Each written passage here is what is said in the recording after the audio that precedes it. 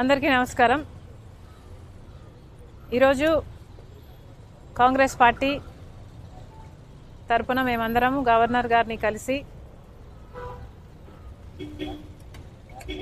ఇటీవల బయటపడ్డ అదానీ గ్రీన్ గారి సోలార్ పవర్ డీల్ లో జరిగిన అవినీతి గురించి గవర్నర్ గారికి చెప్పడం జరిగింది। ఈ డీల్ వల్ల ఆంధ్ర రాష్ట్రానికి కూడా నష్టం జరుగుతుంది అని చెప్పడం జరిగింది। కాబట్టి ఈ డీల్ని స్క్రాప్ చేయాలని అడిగాము। దీని మీద ఎంక్వైరీ జరగాలని అడగడం జరిగింది। ముఖ్యమైన విషయం ఏమిటి అంటే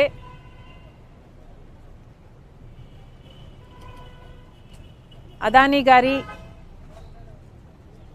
ఈ డీలు ఆంధ్ర రాష్ట్రంలో చేసుకున్న ఈ డీల్ వల్ల నష్టపోయేది ఆంధ్ర రాష్ట్రం। ఈ భారం పడబోయేది ఆంధ్ర రాష్ట్ర ప్రజల మీద, కానీ లాభం మాత్రం అదానీ గారికి। ఇది ఎక్కడి న్యాయమని అడుగుతున్నాం।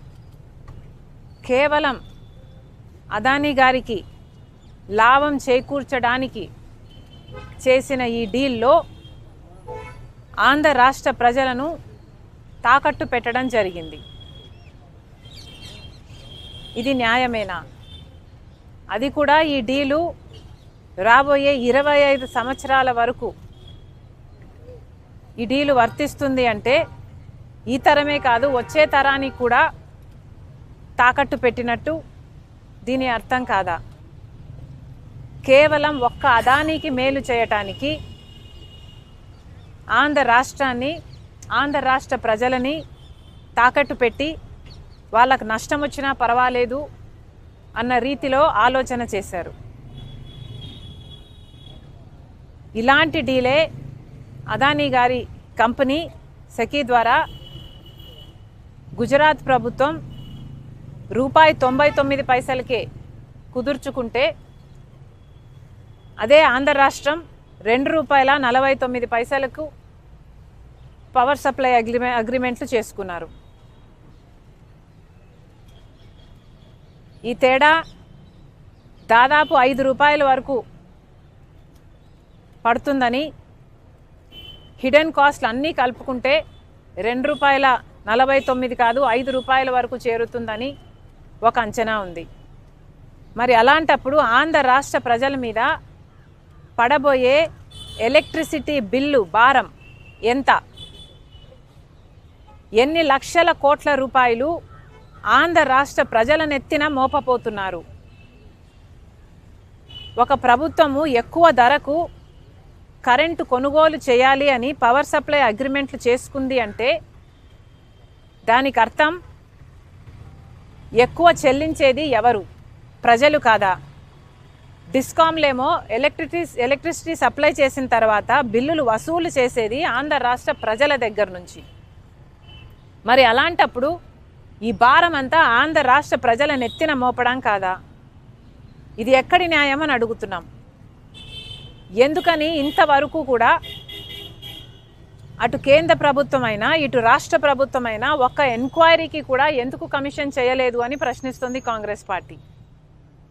ఈ అవినీతి బయటపడింది, డిస్కవర్ చేసింది మన ఏజెన్సీలు కాదు, భారతదేశానికి సంబంధించిన ఈడీఓ, భారతదేశానికి సంబంధించిన సిబిఐఓ అవినీతి జరిగిందని అదానీ లాంటి వాడు ఆంధ్ర రాష్ట్రానికే 1750 కోట్ల రూపాయలు లంచం ఇచ్చి ఒక డీల్ సంపాదించుకున్నాడని, మిగతా రాష్ట్రాలకు ఇంకొన్ని వందల కోట్ల రూపాయలు ఇచ్చి మిగతా రాష్ట్రాల దగ్గర నుంచి కూడా పవర్ సప్లై అగ్రిమెంట్లు డీళ్లు సంపాదించుకున్నారు అన్న విషయము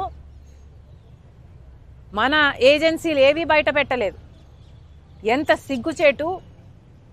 ఇక్కడ మన దేశంలో జరిగిన అవినీతి ఎక్కడో అమెరికాలో బయటపడింది, ఇక్కడ ఎందుకు బయటపడలేదు? ఇక్కడ ఎందుకు డిస్కవర్ చేయలేకపోయారు? ఎందుకంటే ఈడీ అయినా సిబిఐ అయినా ఇన్కమ్ ట్యాక్స్ అయినా అన్నీ అదానీ గారి చేతుల్లోనే ఉన్నాయి. ఎలక్షన్ కమిషన్ అయినా ఆఖరికి ఏ ఏజెన్సీ తీసుకున్నా, ఆర్బీఐ అయినా ఏ ఏజెన్సీ తీసుకున్నా ఈరోజు అన్ని మోడీ గారు తన గుప్పెట్లో పెట్టుకొని ఉన్నాడు.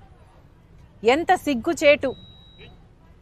మన దేశంలో ఈ అవినీతి డిస్కవర్ చేయలేకపోయాం.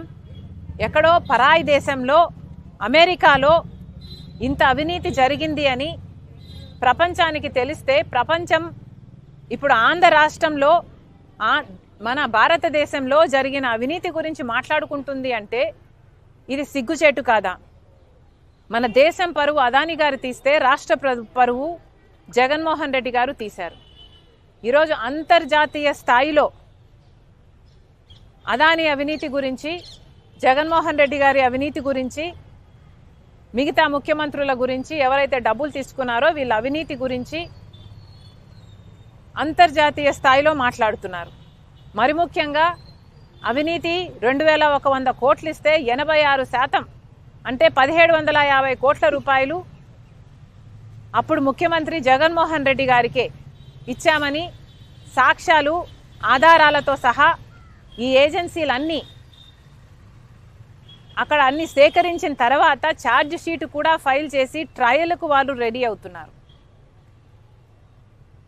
అక్కడేమో ఇంత ఆధారాలు సాక్ష్యాలు ఉండి వాళ్ళు ట్రయల్ కూడా రెడీ అవుతుంటే ఇక్కడ మనం కనీసం అవినీతి జరిగింది అని మాట్లాడడానికి కూడా కేంద్ర రాష్ట్ర ప్రభుత్వాలు సంకోచిస్తున్నాయంటే ఎందుకు అని అడుగుతున్నాం.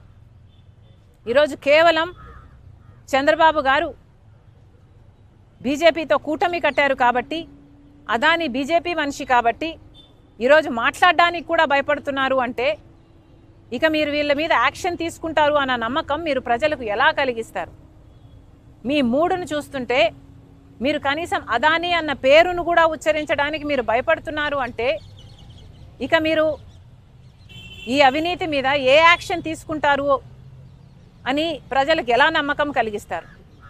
అసలు మీరు యాక్షను ఎంక్వైరీ చేయకపోతే, యాక్షనే తీసుకోకపోతే ఇక ఈ డీలు క్యాన్సిల్ అవుతుంది అన్న నమ్మకం ప్రజలకు ఎలా కలుగుతుంది?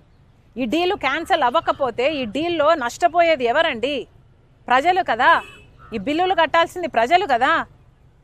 ఇంత అత్యధికంగా అధిక రేటుకు కరెంటు కొంటాము అని జగన్మోహన్ రెడ్డి గారి ప్రభుత్వం సంతకాలు పెట్టి అది అదానీ పవర్ దగ్గర నుంచి కొంటే ఈ అధిక మొత్తం చెల్లించాల్సింది ఆంధ్ర రాష్ట్ర ప్రజలు.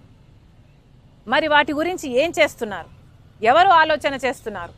అధికారంలో ఉన్న వాళ్ళు ఎందుకు మాట్లాడటం లేదు?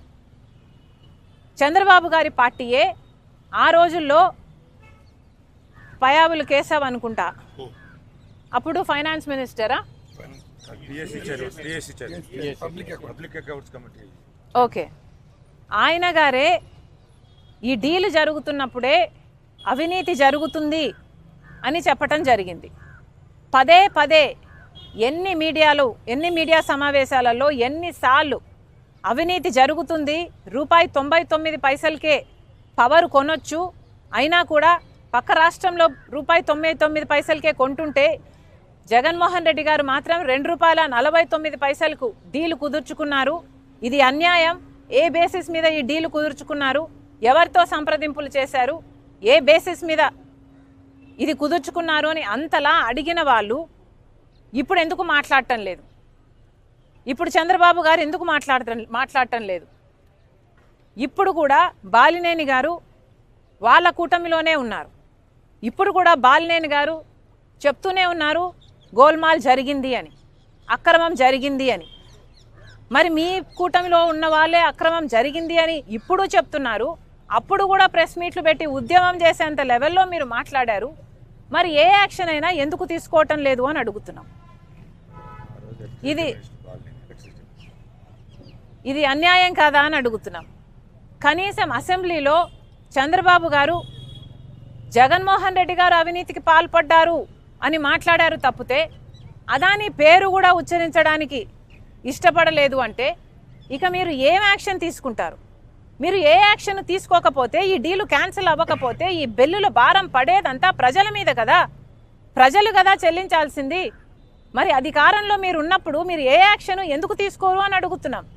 ఇది ఎక్కడి న్యాయం అని అడుగుతున్నాం. ఈరోజు చంద్రబాబు గారు బీజేపీ పార్టీతో కూటమి కట్టారు. ఇక్కడ అసెంబ్లీ లెవెల్లో అసెంబ్లీలోనే మీరు మాట్లాడలేదు అంటే, ఇక్కడ స్టేట్ లెవెల్లోనే మీరు ఏ యాక్షన్ తీసుకోవడం లేదు అంటే, ఇక సెంటర్లో పార్లమెంట్ జరుగుతుంది ఒక పక్క, అక్కడేమో కాంగ్రెస్ పార్టీ అదానీ అవినీతి గురించి పోరాటమే చేస్తుంది. జాయింట్ పార్లమెంటరీ కమిటీ ఎంక్వైరీ చేయాలి అని అడుగుతుంది. మీరు కనీసం అక్కడ మీ ఎంపీలు ఉన్నారు, మీరు అక్కడ మద్దతు ఇవ్వరు, ఇక్కడ మాట్లాడరు. మరి ఏమిటి మీ వైఖరి అని అడుగుతున్నాం. అదానిని మీరు కూడా నెత్తిన పెట్టుకుంటున్నారనే కదా అర్థము. జగన్మోహన్ రెడ్డి గారు ఆంధ్ర రాష్ట్రాన్ని అదానీ రాష్ట్రంగా చేశారు. ఒక బ్లాంక్ చెక్ లాగా అదానీ గారికి ఆంధ్ర రాష్ట్రాన్ని ఇచ్చే ప్రయత్నం చేశాడు జగన్మోహన్ రెడ్డి గారు. ఒక సోలార్ పవర్ డీల్లోనే 1750 కోట్ల రూపాయలు జగన్మోహన్ రెడ్డి గారికి లంచం వచ్చింది అని ఇప్పుడు బయటపడింది. కానీ గంగవరం పోర్టు 10% గవర్నమెంట్ వాటాని జగన్మోహన్ రెడ్డి గారు అప్పనంగా 9,000 కోట్ల రూపాయలు విలువ చేస్తే అదానీ గారికి 640 కోట్లకే అమ్మేశారు. ఇది అన్యాయం కాదా?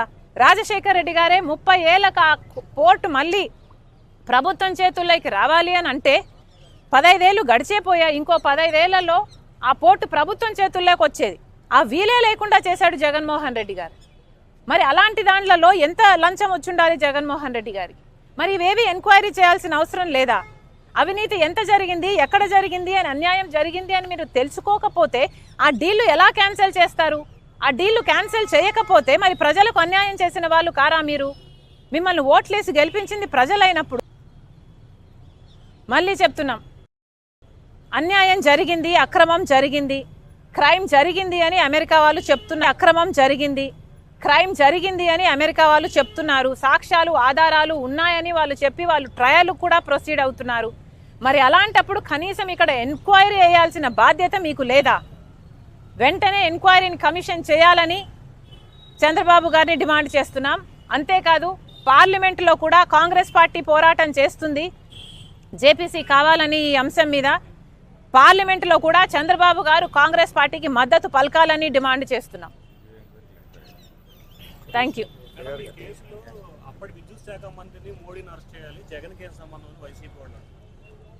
ఏంటమ్మా అమ్మా, వాళ్ళ పేపర్ల ప్రకారము, సాక్ష్యాలు ఆధారాలతో ప్రకారము జగన్మోహన్ రెడ్డి గారిని మోడీ గారు కలిశారు, ఫలాని తేదీ కలిశారు అని ఆధారాలు ఉన్నాయి వాళ్ళ దగ్గర. ఆ మరుసటి రోజు జగన్మోహన్ రెడ్డి గారికి ఇన్సెంటివ్స్ అంటే తెలుగులో ప్రోత్సాహకాలు అంటారా, అవి కూడా మాట్లాడుకోవడం జరిగింది అని చెప్పారు. ఆ తర్వాత ఆగమేఘాల మీద కొన్ని గంటల్లోనే ఫైల్ మూవ్ అయిపోయి ఆమోదం ముద్ర కూడా పడిపోయిందని, క్యాబినెట్లో అప్రూవ్ కూడా అయిపోయిందని ఆధారాలు ఉన్నాయని చెప్తున్నారు. మరి ఇంత జరిగినప్పుడు అసలు ఏ బేసిస్ మీద మీరు అప్రూవ్ చేశారండి?